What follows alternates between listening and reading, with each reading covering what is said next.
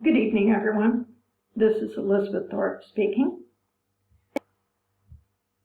Thank you for viewing my presentation, which addresses the departure of the Figlie di Maria Ausiliatrice from Via della Lungara 233. The story of the sisters begins with John Bosco, a priest from Turin who had focused his ministry on educating young boys and rescuing them from a life on the streets.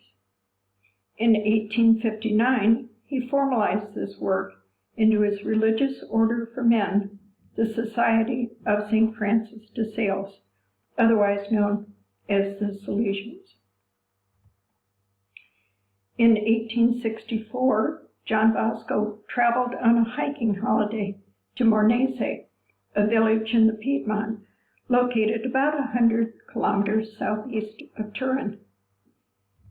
There, John Bosco encountered Mary Domenica Mazzarello, a nun who was devoting her life to evangelizing girls and providing them with education and training in seamstress skills. They quickly found a common purpose, and John Bosco saw the opportunity to add a female version of his mission to his Salesian family. 8 years later, in 1872, the first group of nuns in the order of the Figlie di Maria Ausiliatrice made their final vows. We know the order today in English as the Daughters of Mary Help of Christians, Salesian Sisters, or FMA.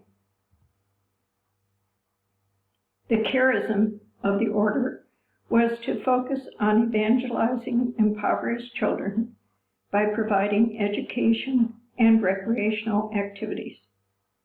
Together with this focus on education and vocational skills was a goal of rescuing young people from criminal activities, from prostitution, and from homelessness, while at the same time indoctrinating them into the principles of the Catholic religion. 20 years after its founding, and after establishing missions in South America and Asia, the Salesian Order of Nuns migrated down the Italian peninsula and established their presence in Rome at Via Marghera. They continue to occupy this location today and have added the capacity to be an overnight guest house for women. Within 5 years of moving to Rome, the nuns had rented space in Bosco Parazio and had begun their mission of providing education and recreational services to the economically disadvantaged children from Trastevere. The program clearly met an existing need, and this space soon became inadequate. Within 3 years, the sisters began looking for a suitable alternative location. With the help of the priest from Santa Dorotea, the nuns identified space at Via della Lungara 233 and obtained permission from the Salesian Provincial to purchase the property. Lacking the money, they were advised to pray to St. Joseph. They prayed, the money appeared, and the school was subsequently named Oratorio Festivo Femminile San Giuseppe. 3 expansions to programming occurred in the ensuing years. In 1904, the Patronato Giovanni Artisti e Operai was created with support from the Jesuits and provided skill training for girls. With the support of Monsignor Francesco Faveri, a powerful Vatican official, an after-school program was opened in 1907. And in 1916, the sisters initiated the Colonia Marina program, in which they provided trips to the seaside for the girls. This visual provides a graphic representation of 30 years at the oratory, using simple mathematical calculations, dividing the total participants by the number of years the program was in existence. The average Colonia participants each year, for example, was 54, the workers 79. The after-school program averaged 75 annual participants, and the oratory 176. The novitiate would have included around 24 members each year. The assessment in the 1933 Bolletino Salesiano was that the programs were flourishing. However, finances were forever a source of uncertainty for the sisters. To fund ongoing activities and building expansions required a combination of donations from patrons, raffles, and fundraisers, as well as direct solicitation through begging in the neighborhood. Which brings us now to the question of why 30 years after having a flourishing operation did the sisters give up the property in Trastevere? Although financial difficulties have been proposed as the reason for their departure, it is possible that the answer may rest with the convergence of several factors.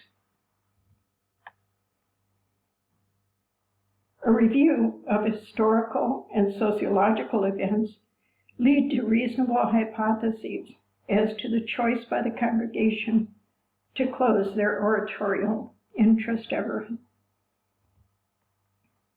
The first of these factors is a socio-political one. In the 1960s, the Italian government enacted regulations requiring school for all children up to the age of 14. This shift to formal education would have decreased the allure of training in domestic skills in favor of structured educational curriculum. Secondly, the so-called economic miracle of the 1950s resulted in increased prosperity and the availability of alternative activities such as movies and sports for young people. In addition, the presence of television sets increased to 49% in Italian homes. The Second Vatican Council resulted in a shift from evangelization to ecumenical cooperation, which could have diluted the order's focus on indoctrinating their charges in the Catholic faith. Furthermore, changes prompted by the Vatican Council resulted in the departure of an estimated 15,000 nuns from religious life in Italy. Although the Salesians are a thriving congregation today, they may well have experienced an exodus of novices and professed sisters in the 1960s. Finally, it is possible that the oratorio was abandoned in favor of other, more professional and more current activities of the sisters. Reassigning resources from Via Lungara to these other thriving operations may have been the decision made by the sisters to make the best use of their personnel. In summary, it is possible that these additional 4 factors, Vatican II, educational standardization, the economic miracle, and competing priorities within the order, combined with financial challenges, to lead to the decision by the Figli di Maria Ausiliatrice to close their mission at Via Lungara 233. Thank you, and I look forward to your comments.